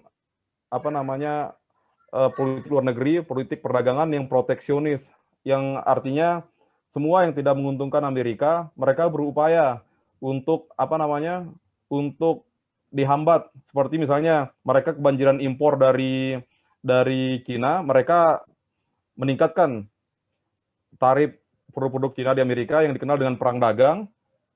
Nah, kalau kami melihat dari terus salah satu yang merugikan Indonesia di pemerintahan Trump itu adalah terkait dengan tarif tadi, bantuan tarif GSP. Ada upaya yang kami lihat di pemerintahan Trump itu untuk menghapus GSP dengan cara memasukkan Indonesia sebagai negara maju. Artinya negara maju artinya nggak perlu lagi gitu. Sementara di Partai Demokrat yang dimenangkan oleh Joe Biden ada kemungkinan meneruskan kebijakan-kebijakan Presiden Obama, di mana di masa pemerintahan Obama perdagangan Amerika itu lebih terbuka daripada pemerintahan Trump. Artinya skema-skema negosiasi perdagangan yang dulu sempat dihentikan oleh Trump seperti TPP. Ada mungkin teman-teman pernah dengar Trans-Pacific Partnership, itu diikuti di mana Amerika sebagai sebagai negara yang besar di TPP, yang diharapkan melalui TPP ini Indonesia bisa mendapatkan akses pasar. Itu dihentikan oleh Presiden Trump. Nah, mungkin di pemerintah Indonesia ini akan merubah pendekatan ke Amerika. Tadinya untuk tetap mendapatkan tarif rendah di Amerika, kami mengupayakan adanya LTD tadi. Nah, dengan terpilihnya presiden yang baru, Presiden Joe Biden, mungkin negosiasi perdagangannya akan melanjutkan ke TPP, mungkin limited trade deal LTD tadi tidak dilanjutkan. Bisa jadi tidak dilanjutkan karena Presiden Biden berpotensi menghidupkan kembali perundingan TPP, Trans-Pacific Partnership Agreement. Jadi tarifnya akan kita dapatkan melalui TPP. Begitu. Mungkin gimana Mbak Anissa? Bagaimana Anissa? Sudah cukup jelas? Ya, cukup Pak. Terima kasih. Ya. Terima kasih. Memang semuanya masih banyak kemungkinannya ya Pak ya, karena banyak kemungkinannya. Dengan jelas kebijakan. Hampir tiap hari kita memantau dan melakukan simulasi apakah kita akan melanjutkan kajian LTD ini atau kita akan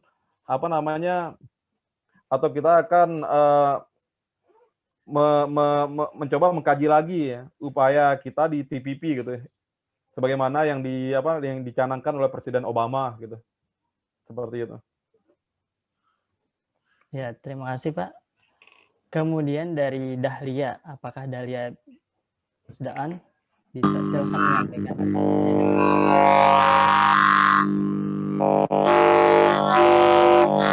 Tolong para peserta di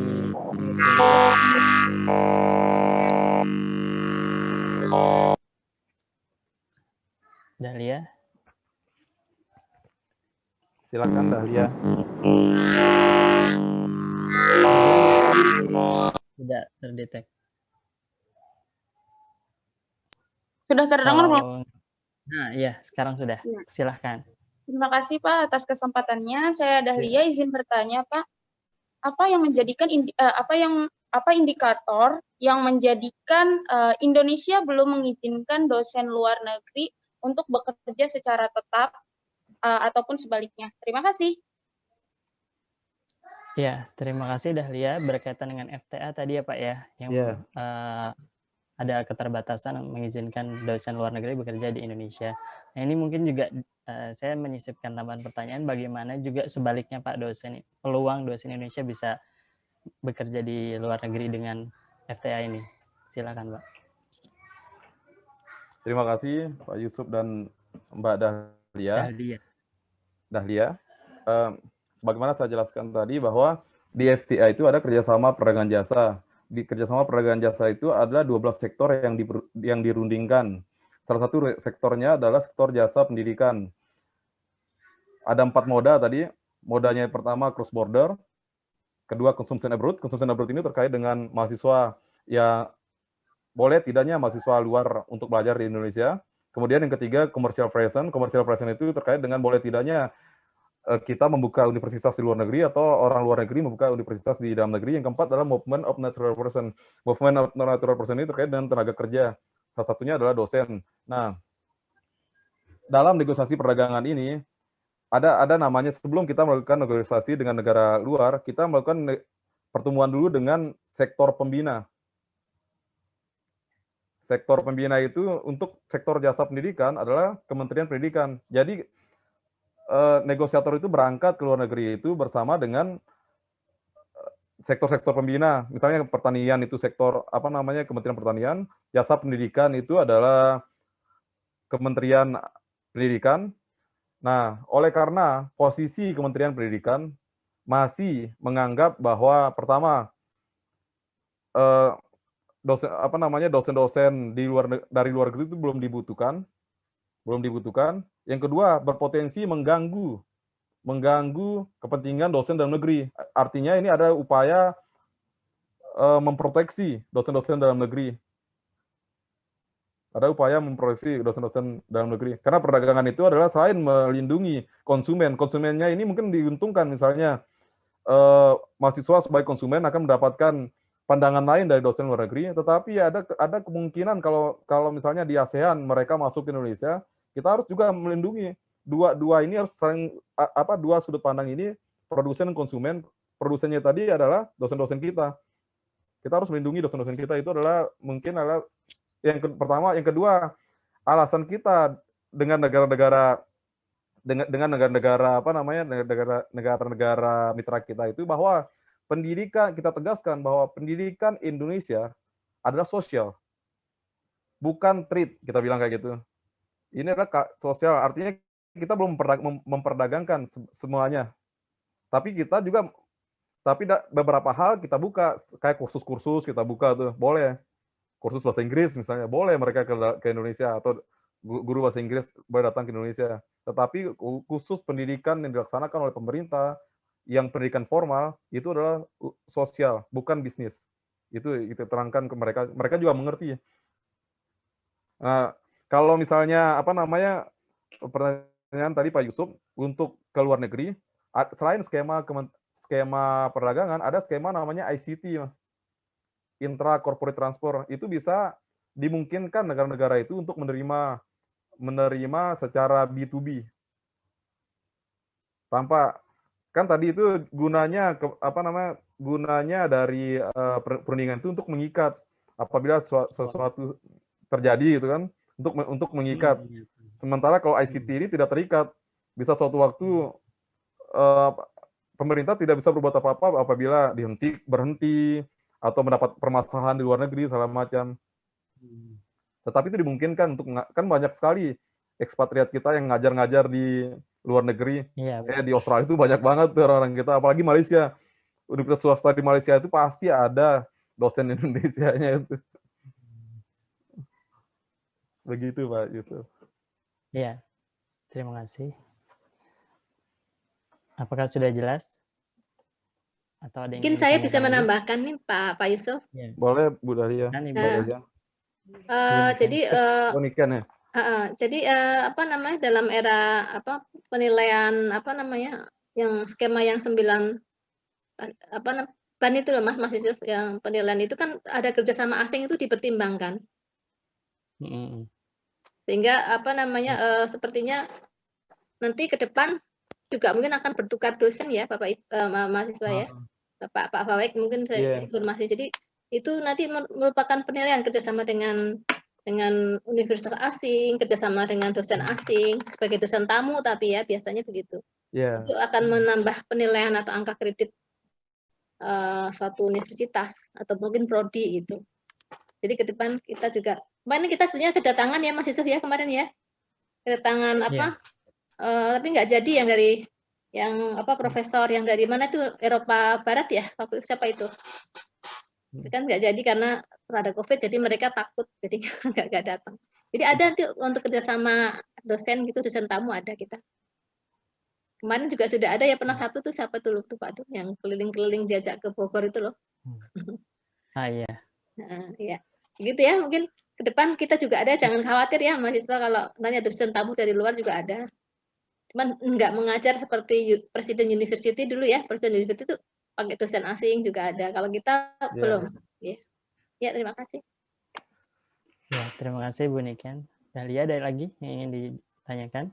Mungkin saya tambahkan sedikit terkait dengan kerjasama dan Pak Yusuf, boleh saya tambahkan sedikit? Silakan Pak. Saya tambahkan mengenai hasil kerjasama perdagangan, selain perdagangan barang, ada perdagangan jasa tadi yang saya jelaskan.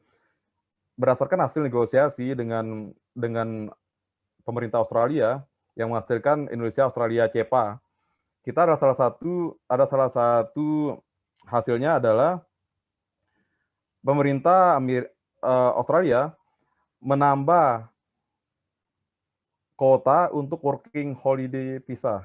Artinya teman-teman yang sudah lulus di UNJ bisa bekerja di Australia. Kuotanya ada 2.000 orang kalau nggak salah, sekarang 2.000 atau 5.000, yang sebelumnya cuma beberapa. Kalian akan mendapatkan visa untuk tinggal Australia setahun dan boleh bekerja di sana, menjadi pemetik apel, menjadi apapun di sana. Dan ini informasinya mungkin kalau kita lihat dari jumlah yang daftar mungkin masih terbatas informasinya, sehingga cenderung yang daftar itu ya mungkin dari UPH segala macam itu. Teman-teman yang baru lulus dari UNJ mau dapat pengalaman kerja di luar negeri, coba apply untuk working holiday visa menggunakan IELTS yang untuk bukan akademik general ya. General. Maka dari ATP? sekarang ATP atau? IELTS, Bu. IELTS. Berapa IELTS berapa? Kurang tahu juga ya. Mungkin kalau untuk kerja yang standar aja, kalau yang universitas kan 6 kan, 6 sampai 6,5 kan. Tapi kalau untuk kerja mungkin 5-an mungkin, Bu. Mungkin ada informasinya nanti di pemerintah. Ini informasi ini belum banyak yang tahu sehingga Ya, tuh ya. Dimanfaatkan kalau mau Peluang lagi kepengen. ya, Bu ya. iya bisa bekerja setahun Mas di sana Yusuf kan ini mau ke lumayan. sana tuh.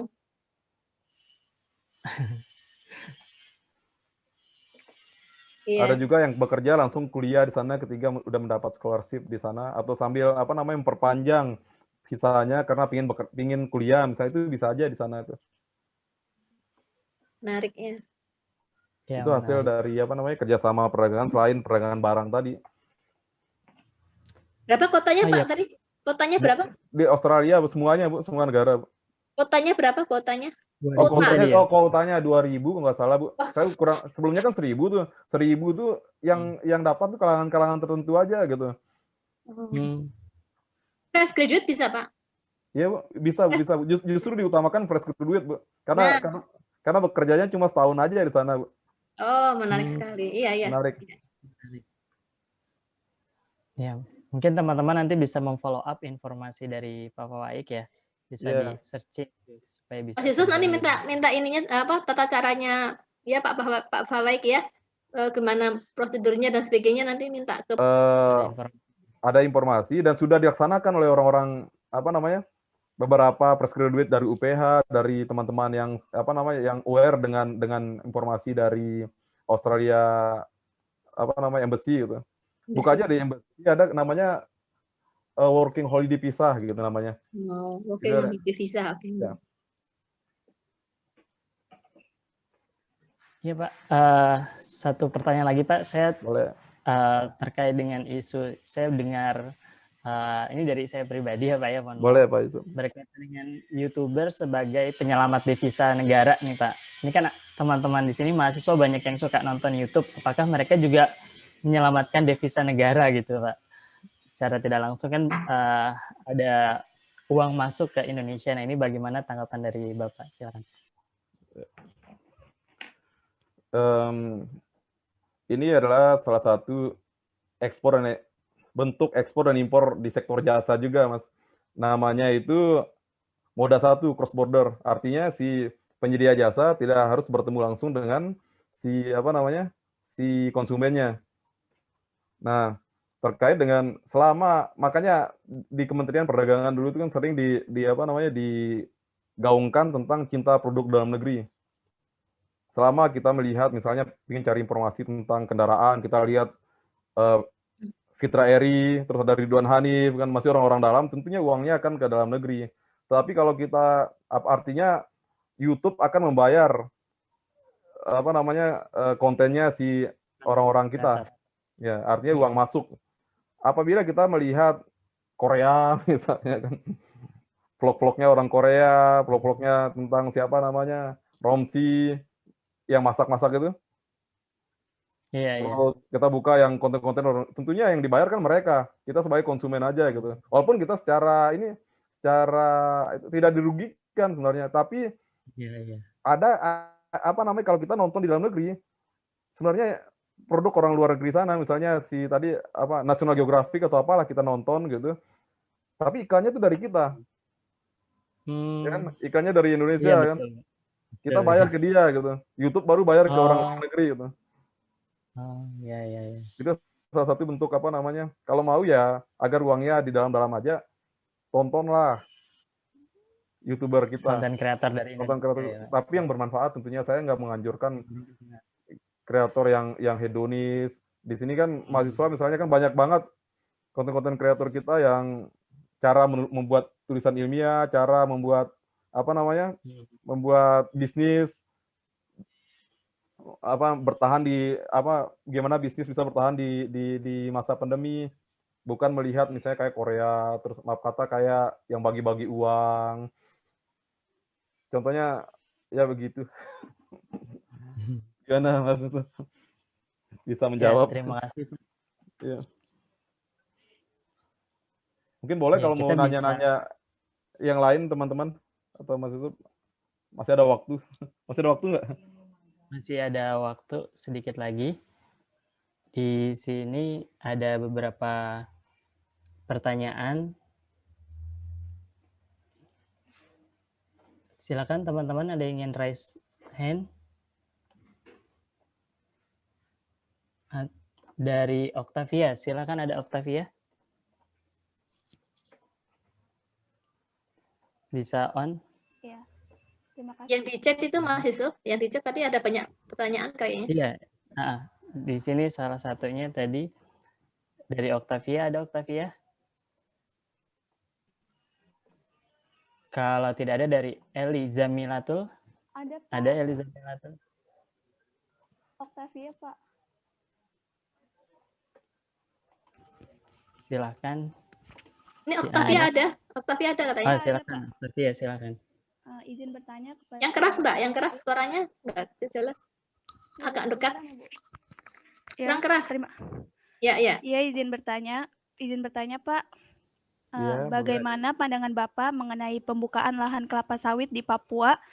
Mungkin aja hal ini dapat meningkatkan ekspor, tapi di sisi lain hal itu juga merampas hak masyarakat Papua, di mana yang tadinya hutan itu kan dimanfaatkan untuk memenuhi kebutuhan sehari-harinya.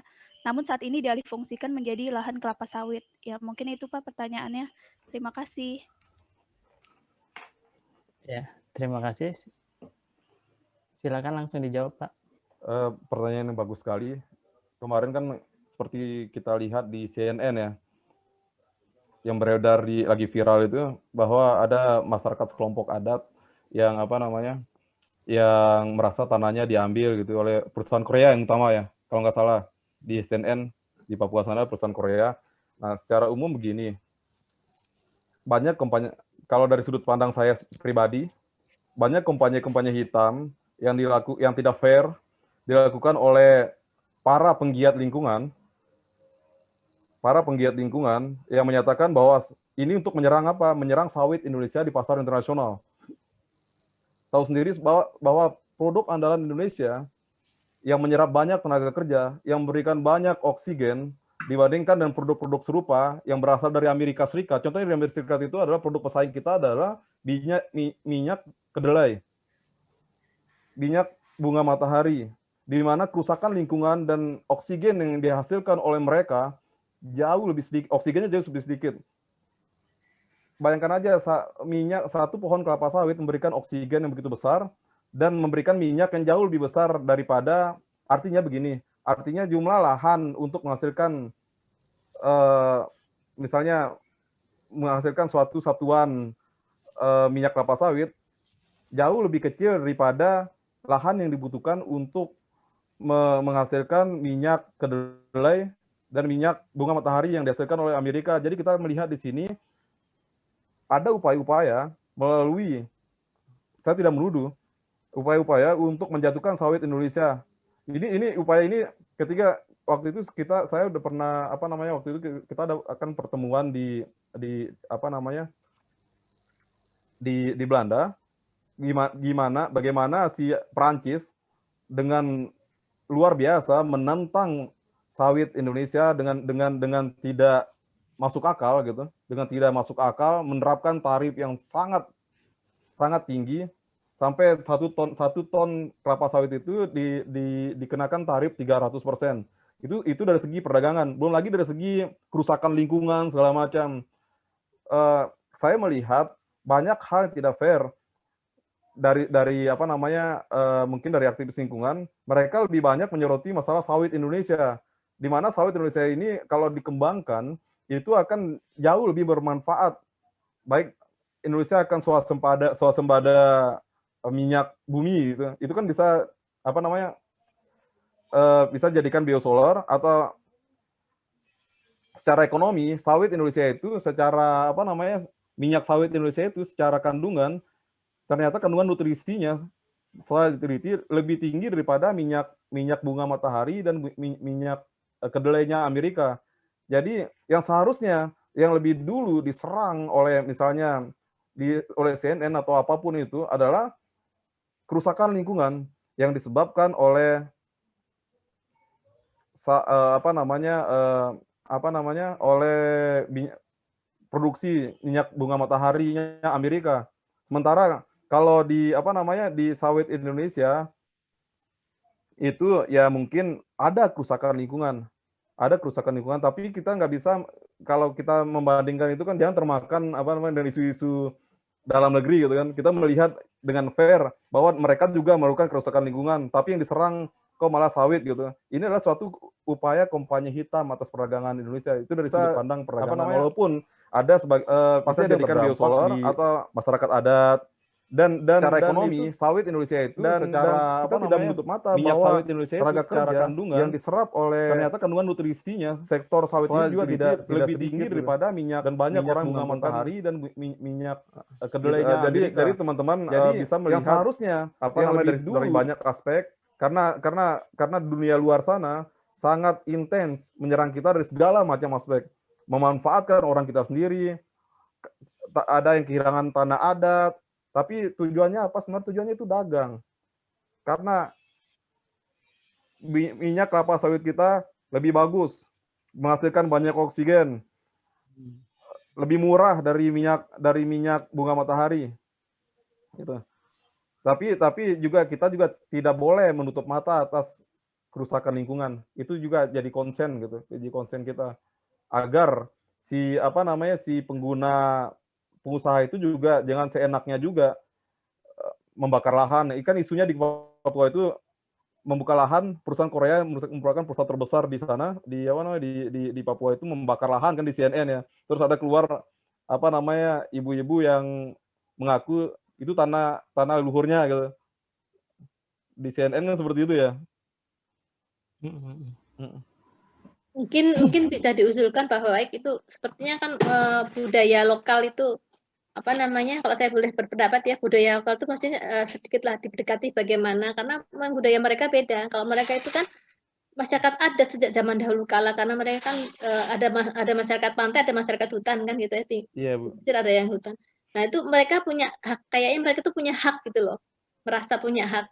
Yeah. Orang sudah dibayar pun ketika pimpin kantornya baru ganti gitu ya, dimintain lagi duitnya karena dia juga belum bayar gitu.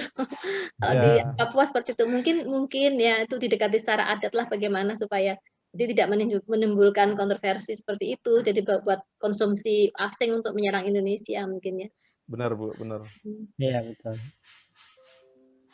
Ya, terima kasih Bapak Ibu dan juga para mahasiswa yang sudah bertanya. Mohon maaf waktunya sudah habis ya.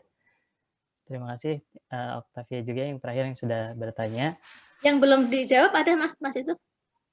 Iya, masih ada 3 pertanyaan lagi, tapi mohon maaf Ibu waktunya sudah habis. Nanti biar dijawab sama Bu Herlita aja di WA. Iya.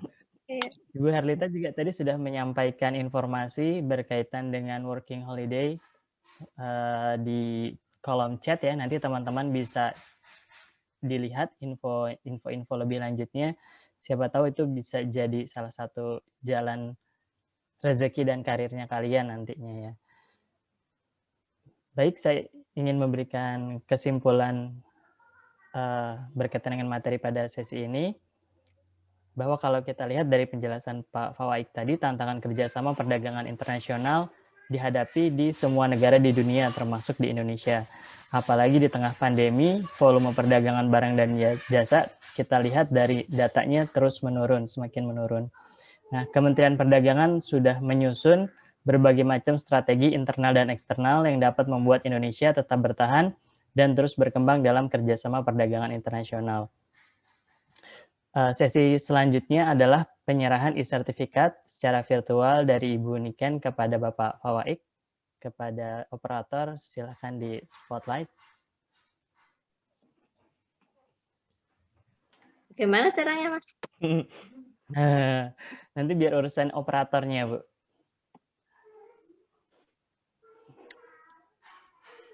Ya.